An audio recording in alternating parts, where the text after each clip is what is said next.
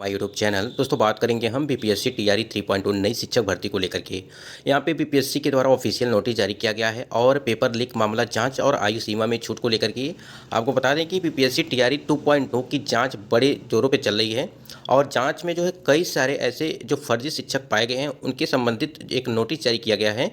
Yes tapering को मौका परीक्षा केंद्र में बदलाव यानी कि टीआरई 3.2 की हम लोग बात कर रहे हैं और बीपीएससी टीआरई 3.2 पेपर लीक की जांच क्या कुछ अपडेट है, सारा अपडेट आपको इस वीडियो के माध्यम से मिलने वाला है। तो वीडियो को पूरा अंत तक वॉच करेंगे तो सारी जानकारी आपको प्राप्त होगी और जो भी जानकारी देंगे वो सारी चीज़ें ऑथेंटिक होंगी। चलिए सबसे पहले बात कर लेते हैं यहाँ पे कि बीपीएससी टीआरई 3.2 की जो यहाँ पे नोटिस जारी किया गया है उसके संबंध में।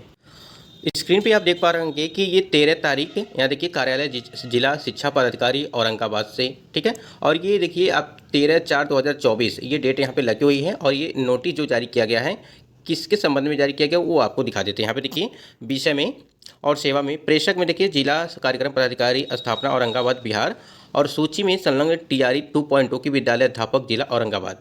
स्पष्टीकरण के संबंध में इन्होंने क्या कुछ अपडेट दिया है उसको एक बार यहाँ पे देख लेते हैं कि उपरोक्त विषय को अंकित करना है कि आप सभी की नियुक्ति बिहार लोक सेवा आयोग के विज्ञापन संख्या 27/2023 यानी आप समझ सकते हैं कि 2.0 की बात यहाँ चल रही है, ठीक है, कि आलोक में हुई है, परंतु आपके द्वारा उपस्थापित शैक्षणिक प्रशैक्षणिक, ठीक है, प्रमाण पत्रों की अवलोकन से स्पष्ट है कि आपकी योग्यता विद्यालय अध्यापक के हेतु समुचित नहीं है, विवरण निम्नवत है।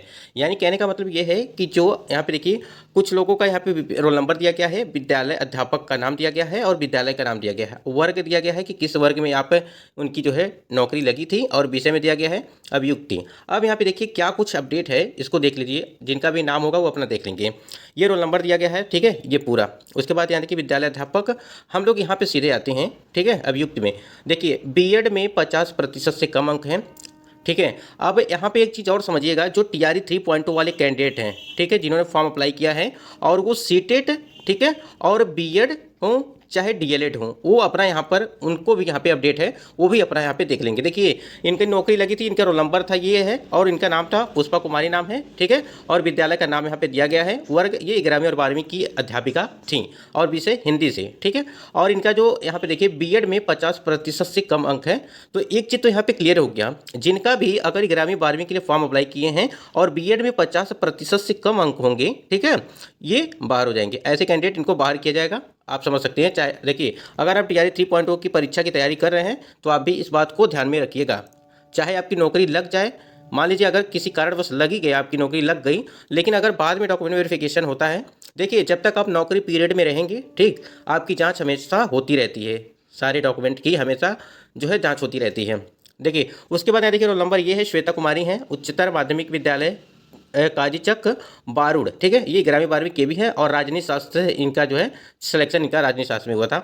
एमए लोक प्रशासन मान्य नहीं है, ठीक है, ये देखिए एमए यहाँ पे दिया गया है, लोक प्रशासन मान्य नहीं है। फिर इनका जो है उसके बाद यहाँ देखिए और भी रोशन कुमार, ठीक है, गणित विज्ञान विषय के लिए 6 to 8 के लिए इनका चयन हुआ था।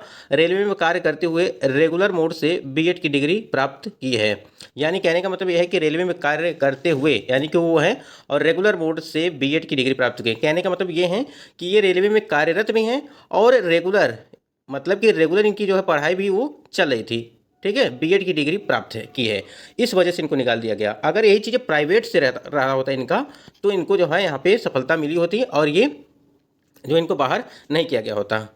उसके बाद देखिए यहाँ पे एक चीज़ यहाँ पे और समझ लीजिएगा, सीटेट को लेकर के जितने भी कंफ्यूज थे, यहाँ देखिए शानिया प्रवीण की जो है और 6 to 8 के लिए गणित विज्ञान और सीटेट में सामाजिक विज्ञान से हैं, यानी कि गणित विज्ञान के लिए हैं और जो कि फॉर्म इन्होंने जो है किया है सीटेट इनका जो है वो सोशल साइंस से है। तो आप समझ सकते हैं कि अगर गणित और विज्ञान के लिए इन्होंने फॉर्म इनकी टीचर बन रही हैं तो आप सामाजिक विज्ञान का जो सीटेट में है वो चीज़ें नहीं चलेंगी, आप समझ सकते हैं। तो वही चीज़ है कि अंकित करना है कि बिहार लोक सेवा आयोग द्वारा जारी निर्देश जो है एवं विज्ञप्ति के आलोक में आपके शैक्षणिक प्रशैक्षणिक प्रमाण पत्र में पाई गई त्रुटियों के आलोक में आपकी उम्मीदवारी निरस्त करने योग्य है। आप 3 दिनों के अंदर स्पष्ट करें कि क्यों न आपके अभ्यर्थित्व को निरस्त करते हुए आपका औपबंधिक नियुक्ति पत्र रद्द किया जाए। समय अवधि में जवाब नहीं प्राप्त होने पर यह माना जाएगा कि इस संदर्भ में आपको कुछ कहना है, कुछ नहीं कहना है एवं तदावलोक में विभाग द्वारा अग्रेतर कार्रवाई की जाएगी।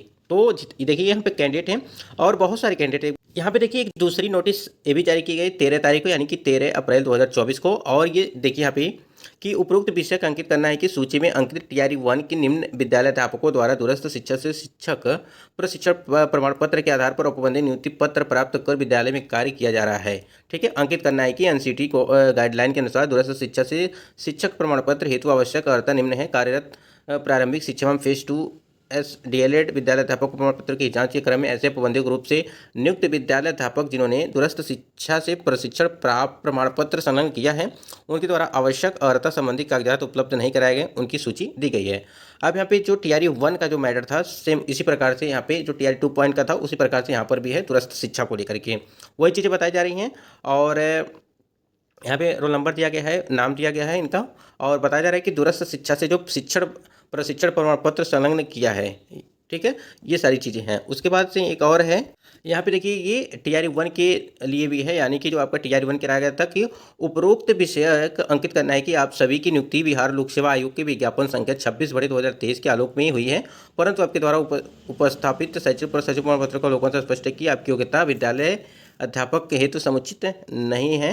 ठीक है, ये सारी चीज़ें दी गई हैं। देखिए, अभी हमने जो आपको बताया है वही चीज़ें यहाँ पर भी दी गई हैं और आप समझ सकते हैं। यहाँ पे देखिए कि कंप्यूटर साइंस में है, स्नातकोत्तर में है और टीटी के बाद का है, यानी कि स्नातकोत्तर जो है ये एसटीडी के बाद का है, यानी कि एसटीडी के बाद का है, और बीएड एसटीडी के बाद का है, यानी कि जो एक लिमिटेड जो चीज़ें होती हैं, तारीखें रखी जाती हैं कि हाँ इस तारीख से इस तारीख तक आपके प्रमाण पत्र होने चाहिए तब ये मान्य होंगे, तो वही चीज़ यहाँ पर बताया गया है।